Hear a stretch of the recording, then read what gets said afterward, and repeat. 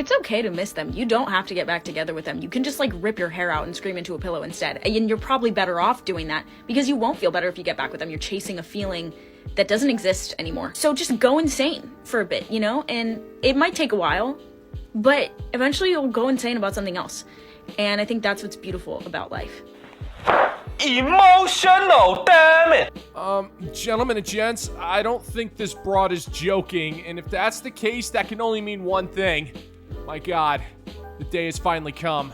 The modern women have become self-aware. Okay, nobody panic. We've watched at least a few thousand hours of this kind of material. We have prepared for this. Now everybody, raid your junk drawers and grab your emergency modern woman apocalypse readiness kit. It's time to take inventory. Inside, you should find one 500 gigabyte flash drive with the entire Kardashian reality saga. They're MP4s, but that was the only way we could fit it onto such a small flash drive. You'll find 4 sachets of caffeine-based pre-workout energy powder, 1 miniature Modern Woman's phrase book and Bible, thank you Slim Pickens, $100 in gold-plated earrings, one $100 gift card to Dior, 1 mixed CD with various breakup songs from 2018, 3 bottles of generic antidepressants, 1 photo of her ex-boyfriend, 8 bottles of assorted overpriced makeup, 6 minibar bottles of cheap wine, and 1 syringe filled with Botox to only be used in an emergency situation. Now guys, I know it sounded stupid when I suggested this back during our go-kart drag racing session over at Skeeter's house, but look who's crazy now, huh? Now I know most of our kits are homemade, so let me know what you put in your emergency kit in the comments section, just to put my mind at ease that I'm not the only psycho here. All hail! It's so hard for me to be close to people or even understand people that are such bad communicators. There's this influencer, Hallie Kate, and I just came across a few clips from a recent podcast episode she recorded, and she said this is one of her least favorite, oh my god, my boobs. She said this is one of her least favorite qualities of her man. And she was like, I asked him to run the dishwasher and he just doesn't say yes or no, or just don't know what's the status of this situation. I'm an over communicator, and I just think it's so much easier that everybody's like on the same page and knows exactly what's going on. But if you are a bad communicator, and I just want to understand, why is it so hard for you to say that you did something, or you will do it, or you won't do it? I'm genuinely curious. Mildred! Hey, Mildred! Mildred, wait up! Oh, hi, Mildred. Still in denial that you're more or less barren, huh? Well, good for you. Society will be a better place without your spawn. The answer to your question is simple, Mildred. Men don't feel the need to communicate with you directly because we just assume you can read our thoughts. After all, that's what you assume of us. You'll transmit your thoughts, your fifis, and overall hostage demands, and you expect us to just know what you're thinking without having to say anything, so we are just doing you the exact same courtesy, Mildred. You ask us a question and want a status update, we will transmit the thoughts directly to what's left of your frontal lobe via osmosis, and you should just know what we told you. It really isn't any more complicated than that, Mildred. You know, really doesn't help your case that when you're calling people out for being bad communicators, when you can't decide what you want for dinner without someone telling you what to eat. And most of the time, men are communicating, but because it's direct, it's a language you don't understand, and it makes you easily offended. So it's only natural that you refuse to listen. Hope that clears it up for you, Mildred. You're welcome. This is just so shocking. I mean, I must just be so monumentally naive. You are. Let's do a quick money count for what I made my first night on tour in Tamworth as a full-service sex worker. That's why I praise the Lord for prostitutes. Quick rundown, I saw 2 clients today, both were new. One used to be a regular of Piper's Range, so probably likely heard about me through the venue. Second one, this was his first time ever doing something like this. Both super lovely, both 10 out of 10. Would happily see them again. Okay, let's count, because I'm rambling. 1, 2, 3, 4, 5, 6, 7, 8, 9, 10, so 1,000. 1, 2, 3, 4, 5, 6, 7, 8, 9, 10, so 2,050, and I have $200 in deposits. So $2,250 for my first day. Congratulations! Good for you, woman, but I have a question. Why are you announcing to the world how much you make as an avenue stroller? I mean, don't get me wrong, I personally couldn't care less what you do for a living. That's your choice and it's your business, but I find it kind of weird that you're openly bragging about how much money you make by counting the cash for the entire planet to witness.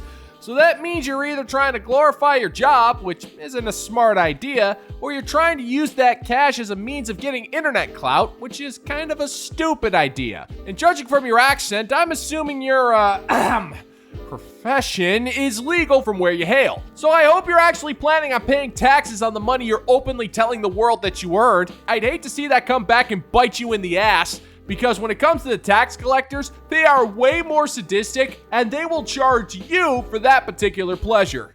Keep in mind, this was not a full day. I actually landed at about 7. By the time I checked in here, it was about 7:30. As filming this right now, it's 20 past. Why does my battery always go flat while I'm filming? It's 20 past midnight, so I really haven't been here very long. I did that first booking after an hour after I arrived, and then I had an hour break in between, and then managed to score that other booking. I'm super happy with this for flying in night. I'm gonna call it a night. I probably should stay up and work later, but I want to recharge for tomorrow. I've got a lot of my past clients, and I've got like a very busy day. So yes, let's see how much I make tomorrow. Hopefully at least double that would be nice. I don't care! Hey lady, do you honestly think that your life as a legal avenue stroller somehow makes for compelling content?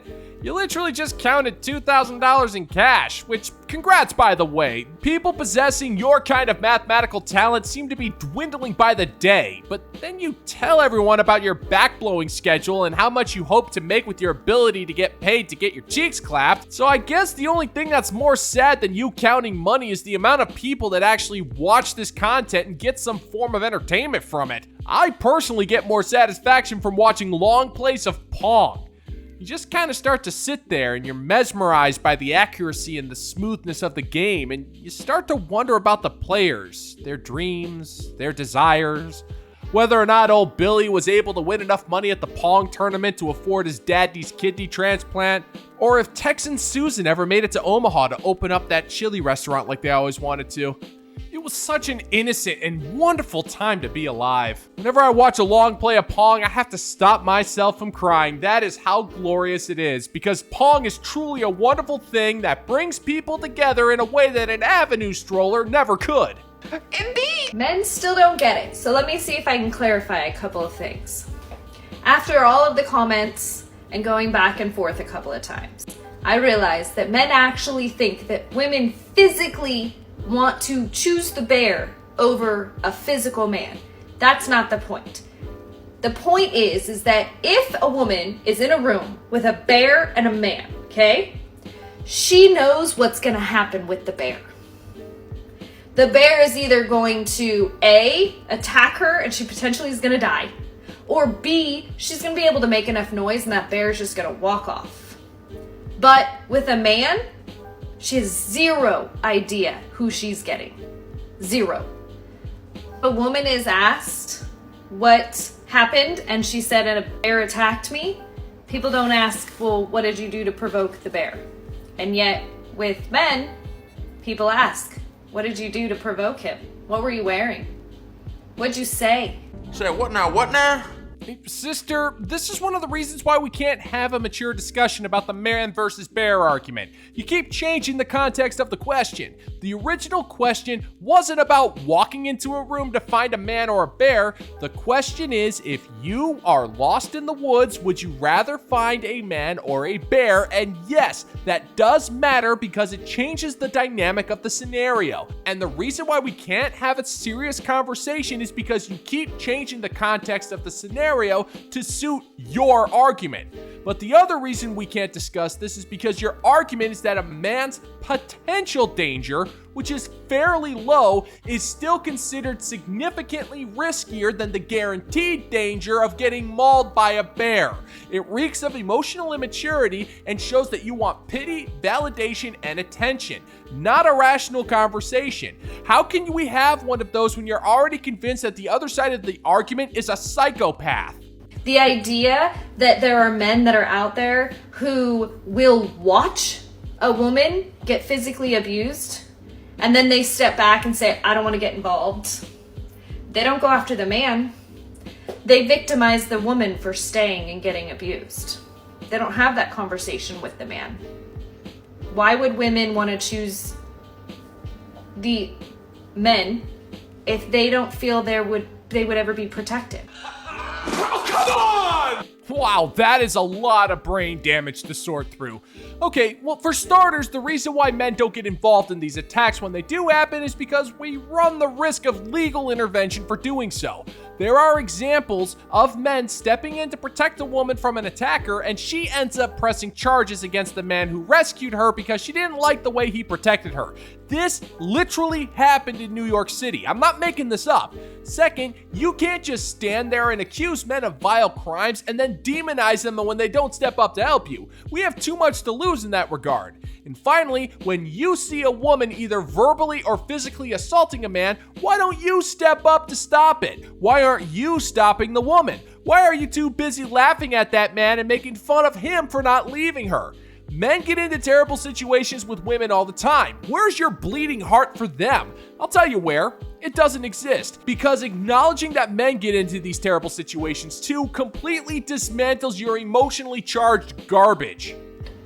If you've never gone through any of my videos and you haven't ever looked at the comments of men, because instead of taking accountability for the things that they're doing, instead of saying, hey, I get it, I understand that there are situations in which men have made you feel very uncomfortable, and I am sorry that that man wasn't a big enough man to understand how to not do that to a woman. If there were more men in my comment section that would go after the men that come at me as a person or other people or women in general and say, hey man, that's not right, maybe, just maybe, we might feel a little bit more protected as women. No. The comment section, that's your evidence. That is where you're going. You're saying the reason you'd rather risk being mauled by a bear is because of internet trolls and stories that you've heard fourthhand? You do realize the only thing more toxic than the comments section of a feminist TikTok video is your typical Call of Duty waiting room, right? And you're saying the only way for you to feel safe in today's society is if men go into your comments section and stick up for you? Yeah, sure thing, crazy lady. Hey, while I'm at it, I'm gonna go grab a wasp nest and play some full contact football while I'm at it. Then I'm gonna go juggle some hand grenades while eating a chicken dinner prepared by the average modern woman influencer. Face it, woman, if men actually did stand up for you in the comments section, you wouldn't care, because if you only have 99% of the support of your viewership, you still consider yourself 100% marginalized. And if you live in a world where the comments section of your dumbass videos make you feel unsafe, then if you ask me, you got it pretty good in life, sister. From a men's perspective, it's not that all men are bad. Get over that idea that it's all men are generalized in that. And we're pointing out that you guys need to be better. You don't know, if we walked into a room with somebody, we didn't know that man, 9 times out of 10, he's not going to come over with good intentions, and that sucks. And that has nothing to do with women's viewpoint. That has to do with the fact that men are putting themselves in that position. Men are doing that. And then men are deflecting, and men are not holding each other accountable for doing that to women. That's the point. This whole idea of conversation is uncomfortable to men. Like super uncomfortable to men. They turn it around. They deflect it. It's like women are talking to them and they're a mirror, and they're all of a sudden like, nope, I don't want it. It's back at you. What did you do? What about you? What about you? And you don't get it. And that is why the conversation is still continuing. But it takes more than two to tango, or something like that. Woman, you started that diatribe stating that it's not all men and that we need to stop taking it so personally, and then you immediately follow it up with, if a man approaches a woman, then 90% of the time he's doing so with nefarious intentions. And it sucks to know that no matter what we do, no matter what we say, we are the ones who are going to be wrong. So at that point, we've just decided it's best to do nothing. But what you're proposing to make you feel better is absolutely insane. Now, don't get me wrong, I do love me some Charlie Bronson movies just as much as the next red-blooded man, but that doesn't mean I'm going to go all Death Wish on the city streets just so you can feel a little bit safer. Because even if the entire male population joined up in armed vigilanteism, you'll just call us out for not protecting you the way you wanted, and then you'll just call us violent psychopaths. It's not stopping you right now. You say we don't want to have a conversation, but in the same sentence, you accuse us of being maniacs, so which one is it? You know what?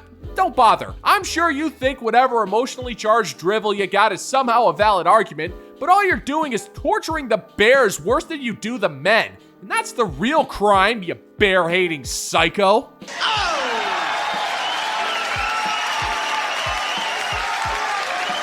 And that's gonna do it for today's video, gentlemen and gents. And as always, if you find that my particular brand of comedy is bringing you to the brink of laughter, then why don't you scroll on down and click that like and subscribe button. Ring the notification bell, leave a couple of comments, and make sure to share this video so we can give the good old-fashioned middle finger to the YouTube algorithm. Thank you so much for checking out the new video, and until next time, peace out, homies.